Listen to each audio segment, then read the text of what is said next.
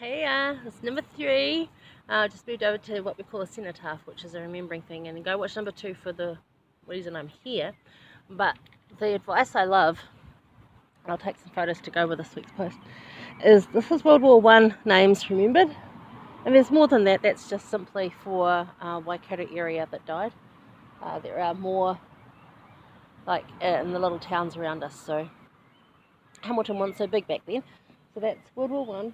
That's 1914 to 1980, and the phrase that goes with that is lest we forget, as in, like, don't forget. And then for World War II, which I love, 1939 to 1940, I didn't love the World War II, but I love the phrase. 1939 to 1949, it says pause and remember. And I've always just loved that because, yeah, lest we forget, but also pause and remember, because that's just good advice, isn't it? It's good to remember, and we're told throughout the scriptures to remember. And I've done a whole thing down here before on remember, when we go through the whole remember.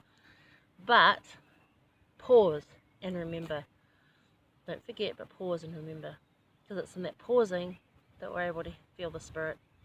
And that's the important part, and then we can remember the good stuff, or what we need to be doing. Okay, so we're in chapter 3 now. Excuse me. Still clearing up my head cold. Not COVID, not contagious. It's all good. So, Mormon's mission call from the Lord comes in chapter 3, verse 2, and then he goes out to cry repentance. So remember, if he's been told not to preach unto them because they were so hard-hearted, and this is the opportunity he's given, go preach. And he's like, okay, I'm going to do this, and he goes for it. But it's vain, because they don't listen to him. They're so hard-hearted and so wicked, so uninterested, that they just don't listen. Not one of them. Not even one. That's pretty bad, right? And another great war, and so many people, they just pushed them into the sea. You can read that in verse 8. So many of them died. I mean, these are hundreds of thousands of people, probably millions over the space of Mormon's life that were killed off. That's mass genocide, really.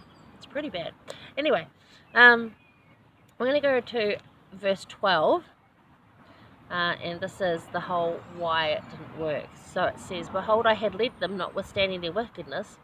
I had led them many times to battle, and had loved them, according to the love of God which was in me, with all my heart, and my soul had been poured out in prayer unto my God all the day long for them. Nevertheless, it was without faith, because of the hardness of their hearts. Now, it's not faith that the faith here refers to. It wasn't lack of Mormon's faith, it was lack of the Nephites' faith, or the group that were calling themselves Nephites. And sometimes no amount of heart-plead prayer or service will change a hard heart. But we should love and lead the people we serve, no matter how they are. How they act, who they are, where they come from. We're going to love them and serve them anyway. But yeah, sometimes no amount of prayer and service will change a hardened heart. Doesn't matter, we've got to do it anyway. That's our journey, our calling. Yeah, like Mormon, we need to love them and keep trying. That's our mission.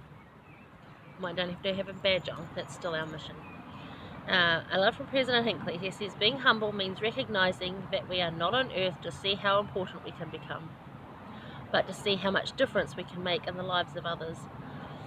And that's so been my mandate of the last 6-7 years, as to what difference can I make in the life of others. I'm not trying to make myself important.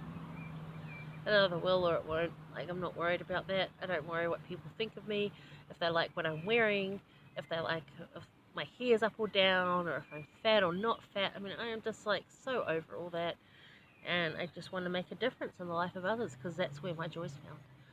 So any small difference I can make is a win for me, and I'll take it. Anyway, love people and lead the people we serve. So if we're in a leadership position, or whatever we're doing, if we're teaching, we're their leader.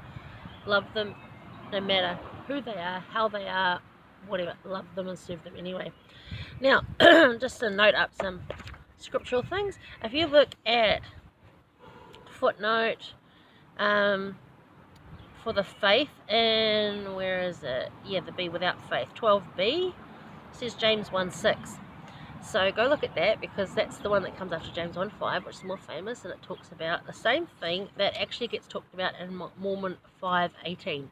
So it's a nice little sort of link the three together because they kind of really work together. So that's, look at the footnote, 12b, James 1:6, link it up with Mormon 5:18. Okay, so that's number 3. 3. I gotta go do number 4. Take you that way. Okay, see you in a bit.